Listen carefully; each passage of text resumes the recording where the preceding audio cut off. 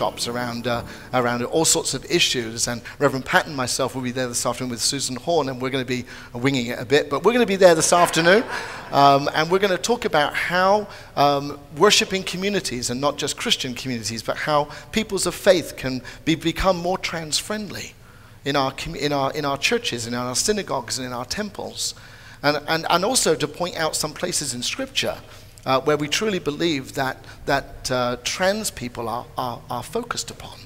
And we're going to bring those scriptures to light. And if you want to know about some of those scriptures, I want to encourage you to come to our Wednesday Bible studies over the next 4 weeks, because we're going to be looking at queer spirit and looking at where Scripture holds up our story and where our story has been denied in Scripture.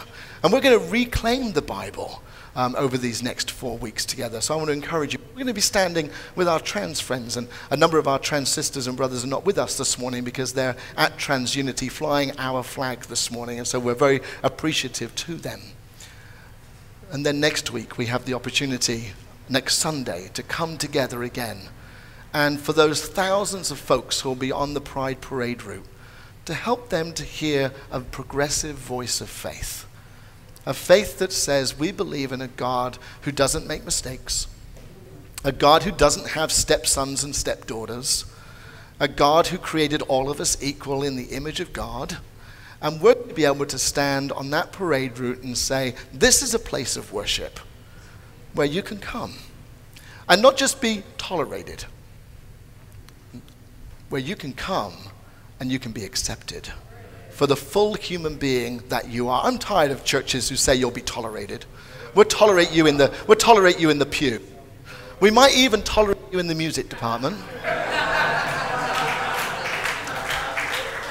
We might even tolerate you in the flower department. I'm tired of that kind of tolerant church. We're a church of radical inclusion and a radical of acceptance. And that's what we're going to be speaking out on the parade route next week when we gather together. You see, church and people of God, it's no longer for us to be waiting in that time of expectancy that Scripture talks about. It's time for us now to come into our birthing and into our fullness, and to stand up and to speak out, and to speak out with such a voice of authority. Because realistically, sisters and brothers, we have the moral authority. We have the moral authority, not somebody else. You know, I think if we've allowed other people to have the moral authority, we've given up what it is that we've been God-given. And we've been given the moral authority to stand with God's voice this week and every week and say that that's not the world that God created. God created a new world, and you and I, just as Scripture says in the book of Romans, we're no longer just waiting and getting fatter and fatter. We're not waiting just with expectancy. But it's time for us now to birth it into being. And I truly believe that the only way that we birth anything into being is by living it into creation. Not waiting for somebody else to give it to us. Not waiting for somebody else to say you're accepted. Not waiting for somebody else to give it to us, but rather to take it. Because that is the gift that God gives to us. That's the gift God gives to us. And if we're truly going to birth it into being, if we're truly going to birth it into the world, if we're truly going to create the world that we want it to look like, then you and I need to also experience that rebirth for ourselves so that we can truly be authentic in what we're living. I think the world is looking for authentic Christianity today.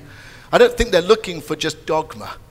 I think the world is looking for authentic Christianity, and the only way they're going to see authentic Christianity is in you and me. The only way they're going to see the truth of Jesus Christ living in the world today is through your and my life. And the only way that they're really going to understand the God of compassion and the God of love and the God that I believe Jesus knew, because I don't believe that Jesus knew the God that the church portrays today. I think that if we truly want to resemble the God that Jesus knew, and that Jesus demonstrates over and over again when he sits with the woman at the well, when he works with those who are suffering from leprosy, and he just touches them and says, "You are healed." If that's the kind of God that Jesus knew, then it's time for the church to really wake up to that God and to birth that God into being into our world. And the only way it's going to happen is not through preachers. We can have our own bit to do with it, but the truth of the matter is that for every one preacher, there's 300 of you. The only way it's really going to happen is by you and I working together in partnership and making this happen, really living it into being. And I want to live in that world. I don't want to think that the next, I've heard so much about, the world's going to be so much better when the next generation comes in and takes over. I don't want to wait for the next generation. I want to live in the world that they're going to get. And I want to live it today, and I think you want to live it today. And that's what being church, that's what being community is all about. That's what being the Church of Jesus Christ is all about, is being a prophetic witness so that we can live in that world now, even if the world can't catch us up right now. But we get to live in the world now because you and I birth it into being. In these next 4 weeks, we're going to be preaching around queer spirit, about here I am. Here I am. Not here's somebody else. Not here's Martin Luther King Jr. Not here's Mahatma Gandhi. Not here's somebody else, but here am I, fully alive in my own body, fully alive in my queer body, and fully alive so that I have a gift to offer to the world. Now, I realize that some of you get a little freaked out when I start using that queer word around church, because it's a word that's been so often used against so many in our community. But I want to tell you, and I think it's really important that we understand this right from the very beginning, the outset of this sermon series, that when I use the word queer, what I refer to is what I believe Jesus refers to and what Paul refers to when he talks about the peculiar people, the royal priesthood, the called out people of God. And remember, Paul used those three terms all in the same sentence. They're not taken, we don't pick and choose. We don't take it from here and here and put them all together. Paul used those three words in the same phrase. He said a peculiar people, a called out people of God, a royal priesthood. And I will put those deliberately together again, because what I truly believe is that when we call out queer spirit, what we are calling out is people who stand against the dominant culture. Is people like you and me who are tired of being oppressed. People like you and I who are tired of living in a world that's denied us. And that we are truly claiming our own authentic personhood. And I want to tell you, when I use the word queer, I mean straight people too. I mean our heterosexual sisters and brothers who stand alongside us and who certainly stand against dominant culture. Because it would be so much easier for many of our straight folks just to go to a conventional church somewhere, but they've chosen to come to a progressive community of faith.